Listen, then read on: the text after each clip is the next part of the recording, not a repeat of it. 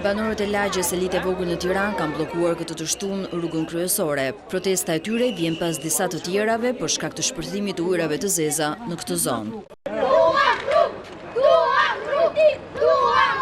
Banorët ankohen se ujërat e zeza kanë bërë rrugën të pakalueshme, por edhe një burim të mundshëm sëmundjesh.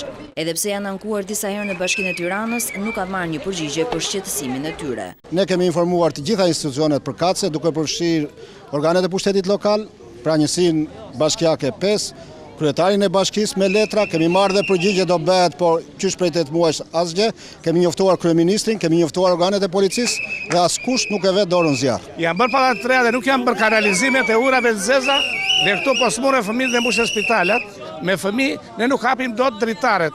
Asim shumë probleme kur shkojmë shkollë, bijemi, rrëzohemi kudo, gjithë balt, kudo që sa herë që lëvizim nëpër shkollë. Tu ka sëmundje plot tani, si s'do sëmurën njerëzit, ta rregullojnë çik këtë rrugën. Qindra banorëve të kësaj zone ju duhet të përshtaten edhe me erën e keqe të kanalizimeve të hapura.